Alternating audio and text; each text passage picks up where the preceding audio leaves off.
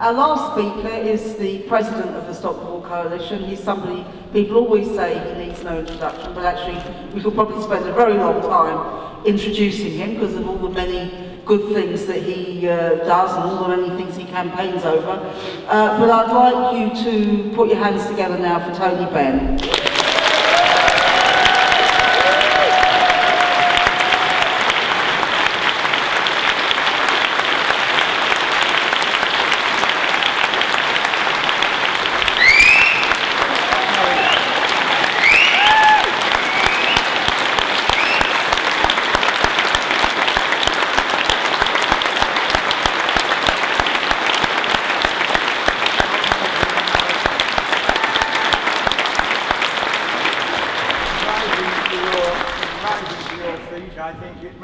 To emphasise the first point I was going to make, to congratulate the Stop the War Coalition on organising this meeting and on the work that they do over the years to bring us towards a more peaceful solution of the world's problems.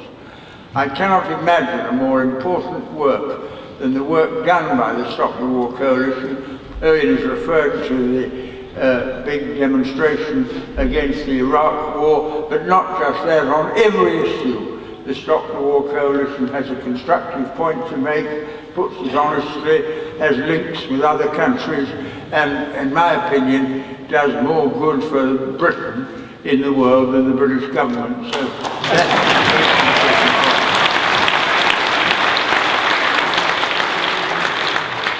and also I think I must mention the campaign for nuclear disarmament, because the role of nuclear weapons in the world is becoming more and more important, and I'm very pleased to see the Americans have negotiated a new settlement with Iran, which has avoided a danger of a conflict there, and we go on saying we must have nuclear weapons as a deterrent, and then telling everybody else they mustn't have them.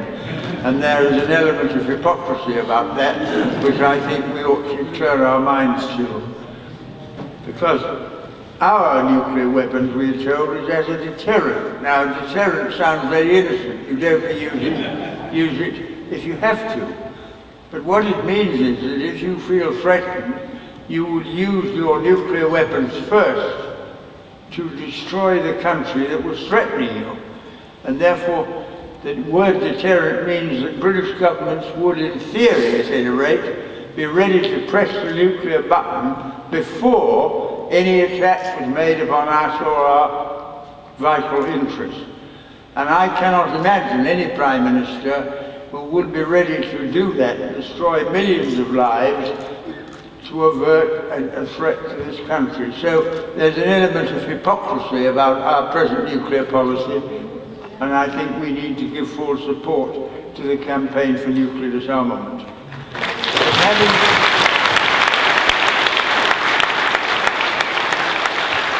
Having said that, as I get older, my mind turns to the moral question of peace. Because if you look at the way the world is run and the way that our foreign policy is run, it's based on the idea you could conscript young people, put them in uniform, send them abroad, many of them killed, and when they're killed, we're told that they have devoted their lives to the cause. They've given their lives. Well, actually, if you're killed in Afghanistan, you haven't given your life, you've been shot by somebody you don't think you should be there. And if you shoot a British soldier, you create a widow and orphans.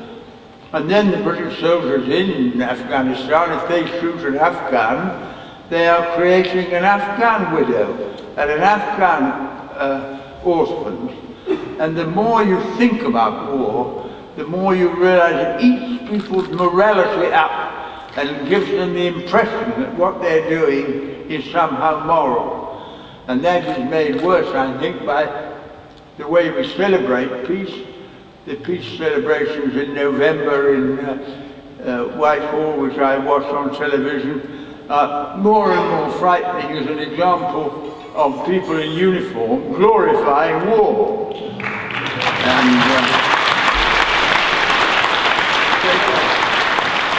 another example you may have heard on the news today that soil from the Somme, where so many people died in the First World War, soil is being brought here to go into a memorial garden in the barracks near Buckingham Palace. And you realise that war just gets hold of you. And indeed, if you believe in peace, you have to be candid about it. You're going to be subject to very bitter attack by people who believe in war. No one should be under any illusion about that.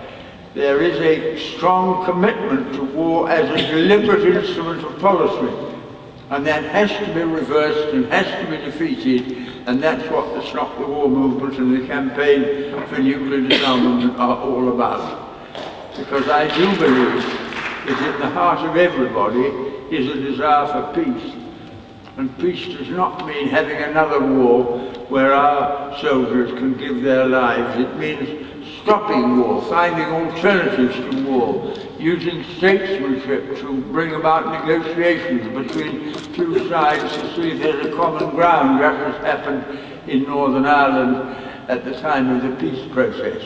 And these are the jobs which we have to take on board as the peace movement now, to turn our mind to ending international conflict by sensible initiatives at negotiation, and ending the culture of war in our country by turning on those, like the newspapers that sell newspapers because of war, weak leaders who think a war will make them strong, turning on all those influences which lead us to believe that war is the answer to our problems, which it is not.